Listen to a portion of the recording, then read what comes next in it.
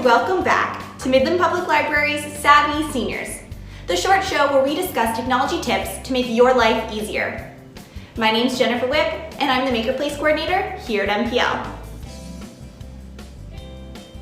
Today, I'm going to be introducing you to Lynda. And no, I don't mean a person. Lynda.com is a leading online learning platform that has a full video library of virtual courses on topics like technology, software, business, and other creative skills. You can get Lynda.com as an application on your mobile device or access it through a web browser on your computer. You get free access to Lynda.com with your library card. Let's take a look at Lynda. Okay, so the first thing I'm going to show you is just how to access Lynda.com on your computer. So I'm going to start by opening up a web browser. I'm going to use Google Chrome, but you could also use Microsoft Edge or Firefox or Safari or any web browser that you prefer.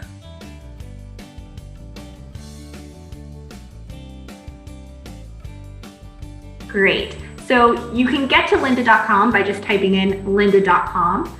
Because we're accessing it using your Midland Public Library card through an organization, another way you can get to it is to just go to midlandpubliclibrary.com or to midlandlibrary.com. So let's go to our website, midlandlibrary.com. Then under collections, you can go to e-databases. And you'll see there's all these topics of different e-resources that we have available for you. Under the Computers and Technology tab, I have lynda.com. So I can click Go Now. And the first thing that happens is it brings me to a page where I can log in using my library card number and my library card PIN.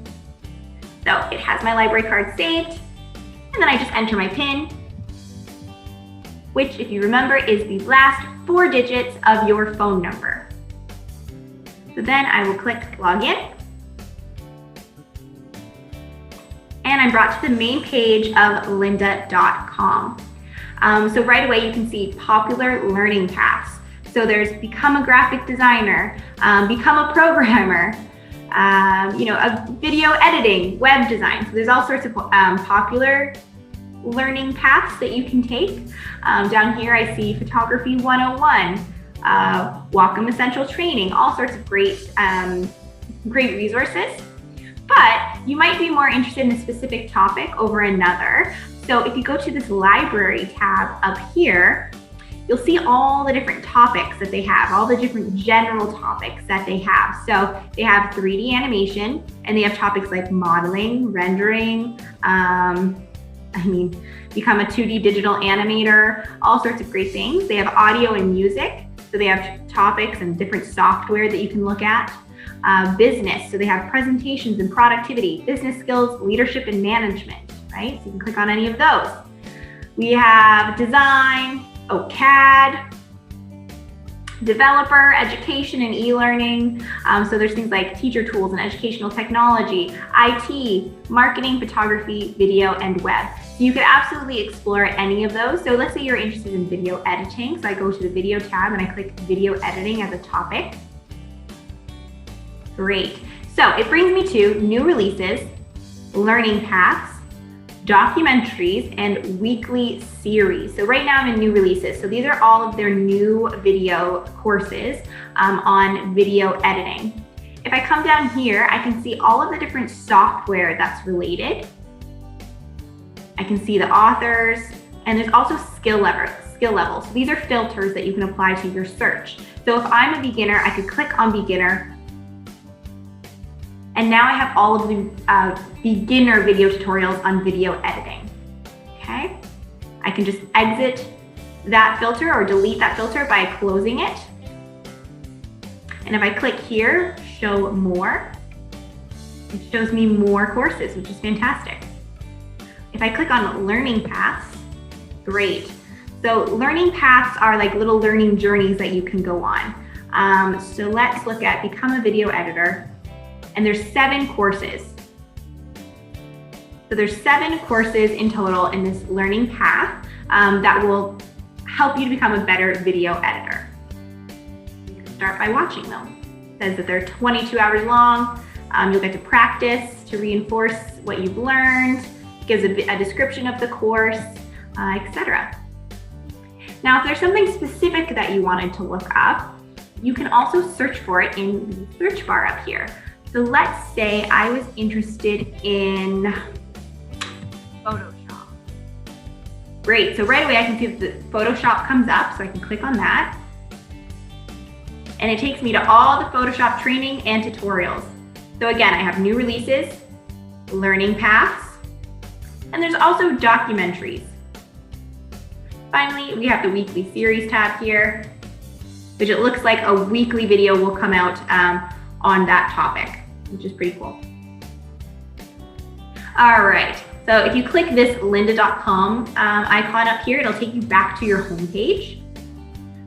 You have a continue watching tab. So if I had started on one of those learning paths or started watching one of those videos, it would show up here. So I could continue watching it right from my homepage.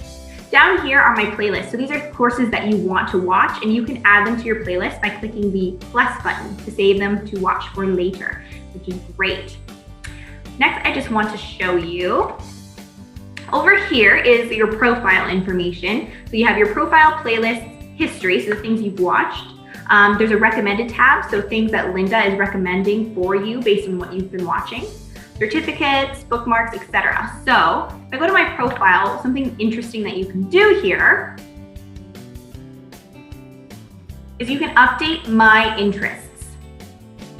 So if there are, if there's a topic or like a genre that you're really interested in learning about, you can click it off here and it'll update what your preferences are for lynda.com. So if I'm really interested in character animation, I can click that off. And there's also software at the bottom. So maybe I'm really interested in Premiere Pro, which is a video editing software. And if you're not seeing an interest that you want, you can type it in the search bar and add a topic as well. So then you just hit Save Changes, and it'll save your preferences. And now it's updated my recommended toolbar here. So I have a bunch of recommended videos to watch, which is great.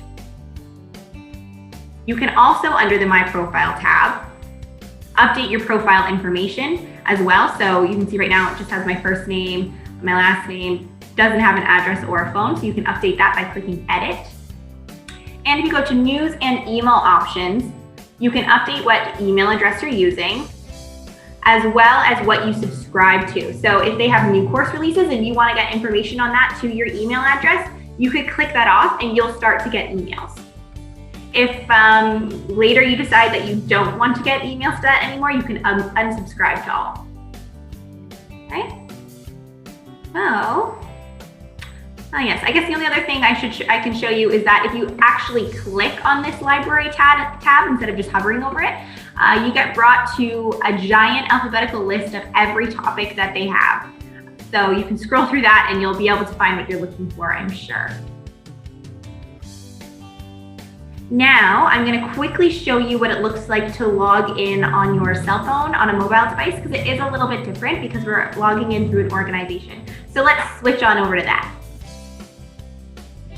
All right, to get lynda.com, the application version, the app version for your mobile device, you need to download it from either your App Store or if you're using an Android, from the Google Play Store. So I'll open my App Store and I'll type in Lynda. And I can see lynda.com pops up. And there it is. So I'm going to download that to my phone. Great. So now I'm going to open it. And this is where it takes me. So Lynda is now LinkedIn Learning. Okay. It's just giving me some information about Lynda. Fantastic. So get LinkedIn Learning. We don't need to do that because we are already Lynda members. So when I click on that, it brings me to this page, which has two tabs, individual and organization. Because you're logging in through the library, you're logging in through an organization. So you're going to click that organization tab. And then here, you're going to log in through the web portal. So you're going to type midlandlibrary.com. Great. And it brings us to this section where we can log in using our library card number and our PIN, which is the last 4 digits of our phone number. So let's do that.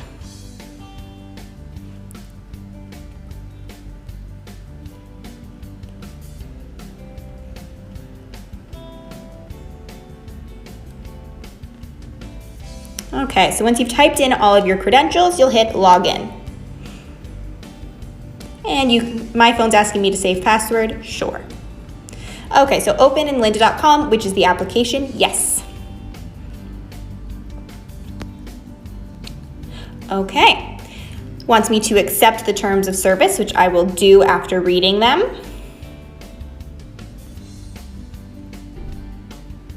And we're brought to the interface or the homepage of lynda.com. So just like on the web browser version, I have a playlists.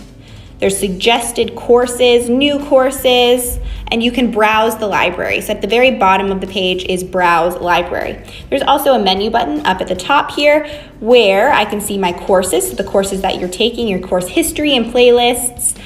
You can go to the library and browse all of those topics that we were looking at before.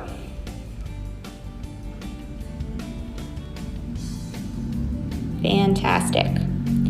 You can also search for a topic if you can't find it listed. When you find a topic that you are interested in, you can click the plus button and it'll add it to your playlist.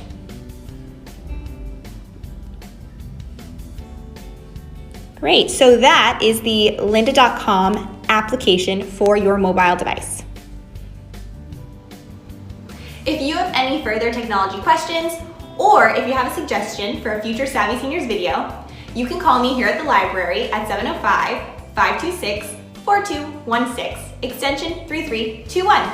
Or you can send me an email at jwhip@midlandlibrary.com. Thanks for watching this week's episode of Savvy Seniors, the show where we tackle technology together.